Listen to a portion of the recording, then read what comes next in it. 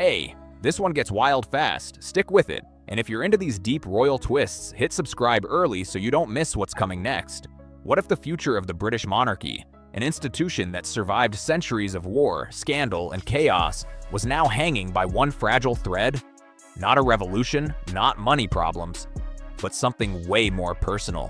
In spring 2026, the biggest threat to the crown might come down to one thing: biology. It's a question Prince Harry and Meghan Markle have been trying to outrun for years. The royal line has always depended on strict rules, clear proof, clear lineage, no gray areas.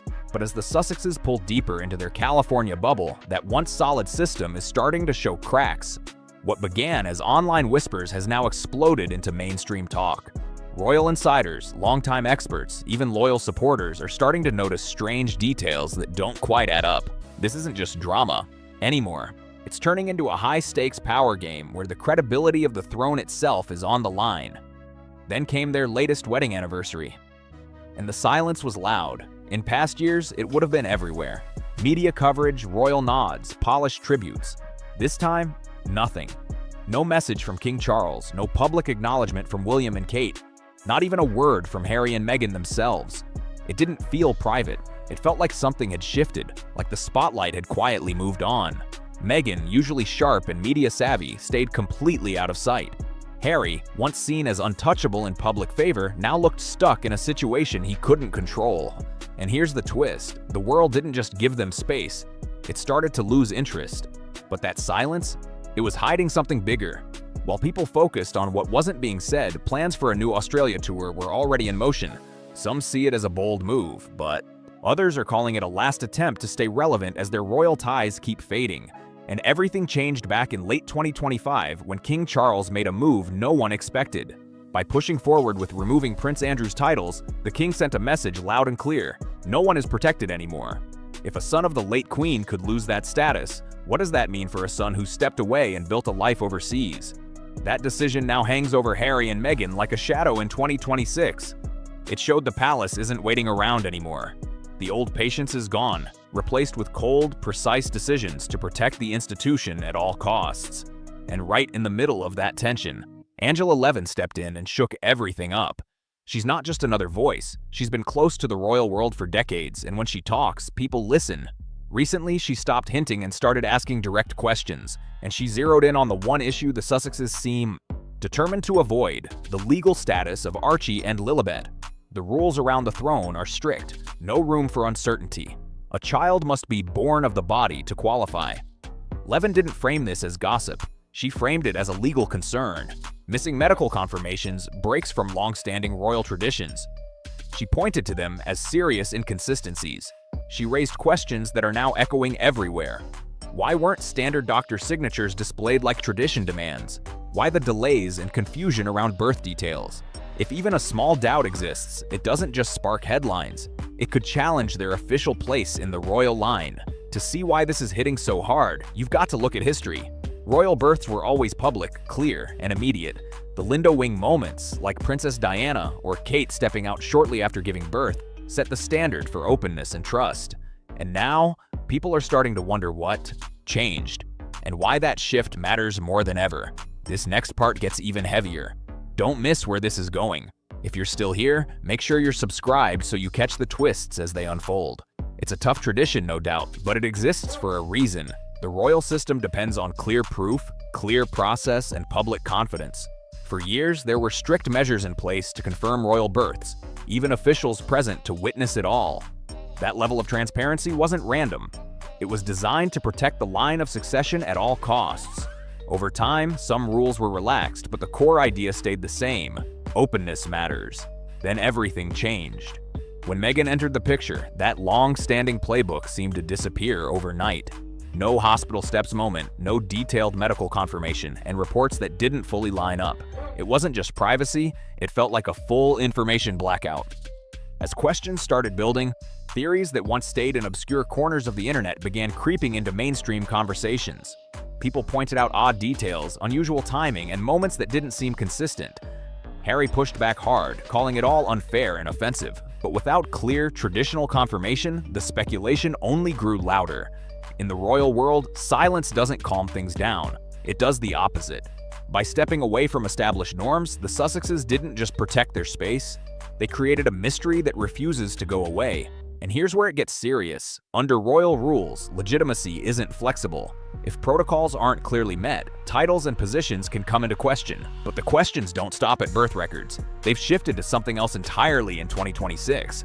People are now asking, where are the children? While William and Kate's kids are seen at events, gradually stepping into public life, Archie and Lilibet remain almost completely out of view.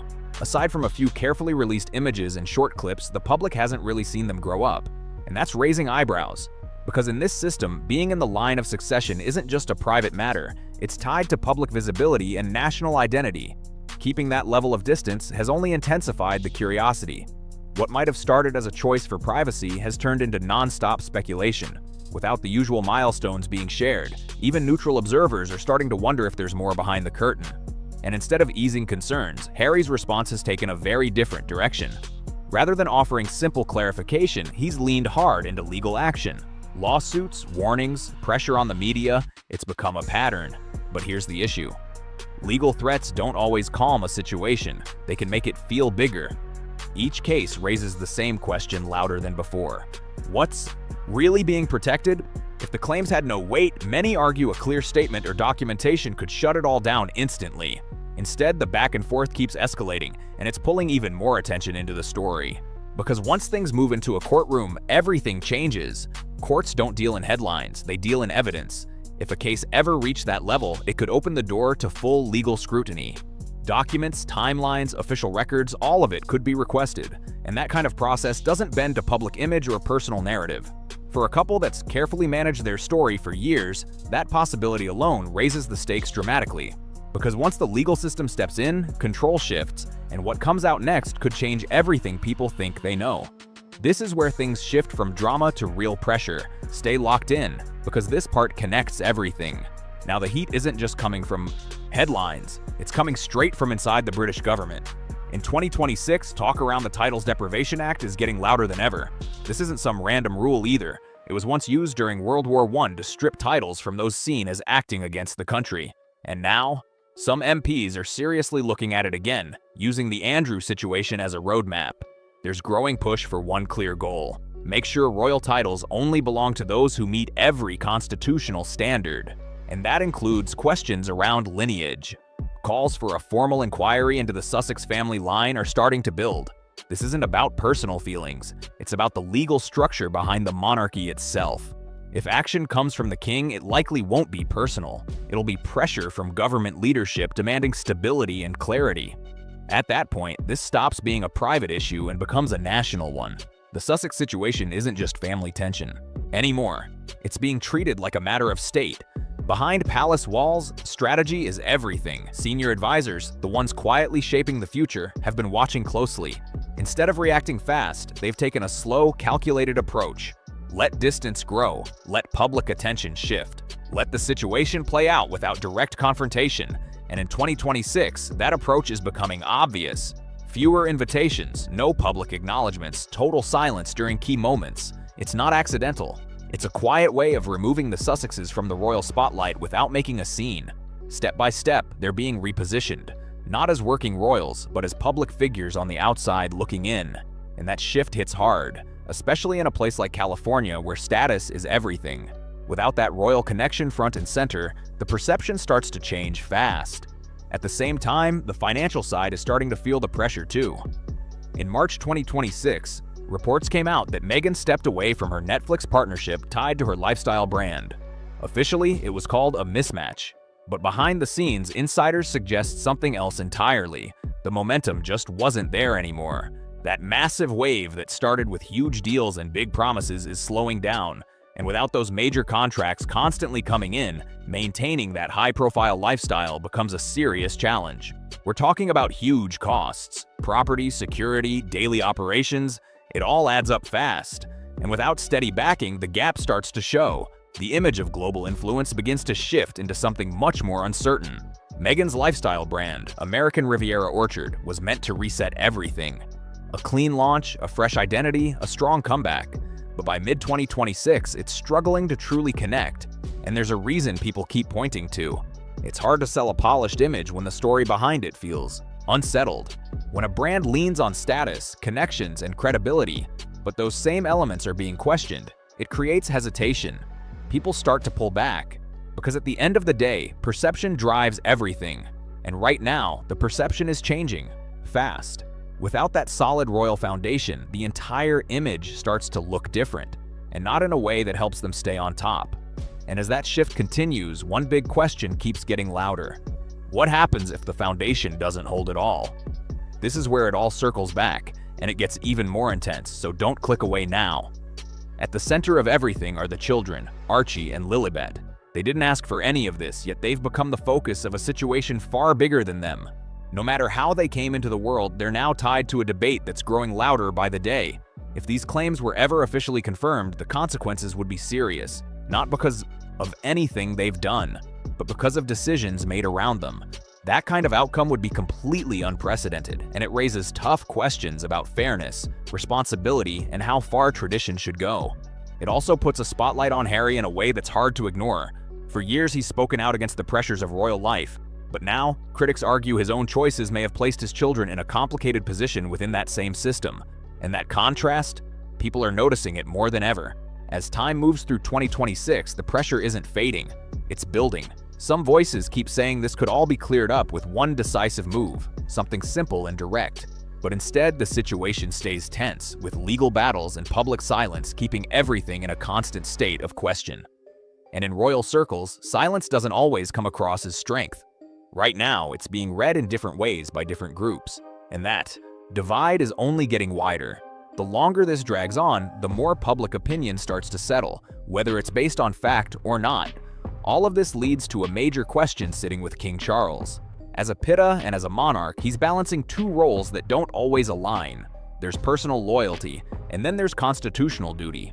And when those clash, the decision becomes incredibly difficult, because the role of the monarch isn't just symbolic, it comes with legal responsibility. If questions around tradition and succession remain unresolved, it puts pressure on the crown to respond, not emotionally but formally.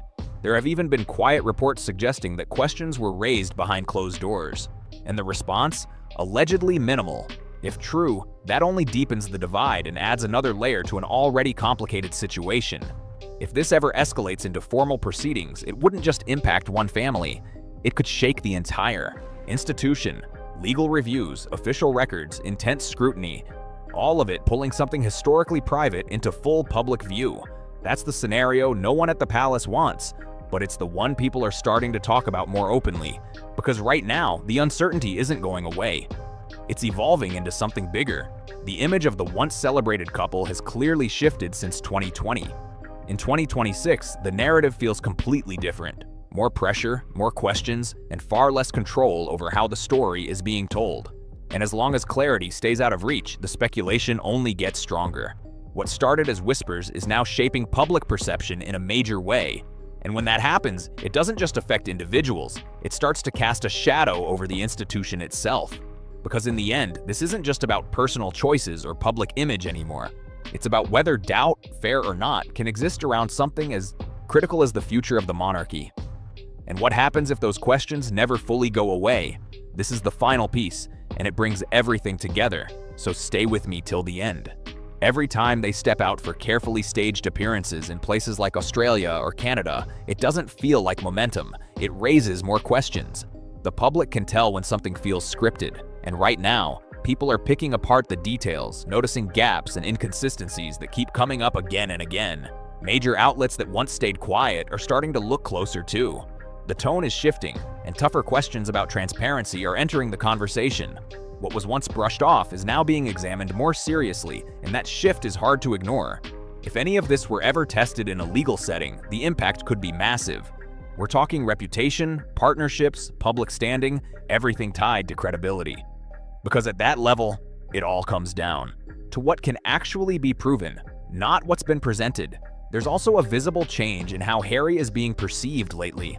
The image people once had of him feels different now. More pressure, more tension, less control over the narrative. Critics argue that his ongoing battles with the media have only pulled his family deeper into the spotlight he was trying to escape. And that's where this situation becomes bigger than headlines. Because the discussion around Archie and Lilibet isn't being treated as just private anymore. It's being framed, fairly or not, as something tied to long-standing royal rules and expectations. Monarchies rely heavily on clarity around succession. It's part of what keeps the system stable.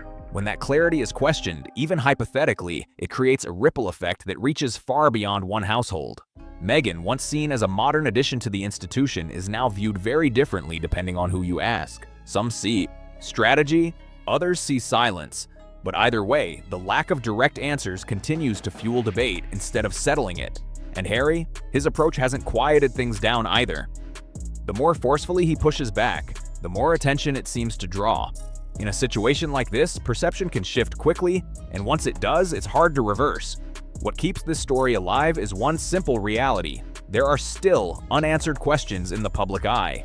And as long as that remains true, the speculation doesn't fade. It grows. Because in the end, this isn't just about public image or media cycles. It touches on something much deeper: the balance between privacy and responsibility inside one of the most watched institutions in the world. And right now, that balance feels more fragile than ever. If you made it this far, stay locked in for more updates like this, and make sure you're subscribed so you don't miss what's coming next.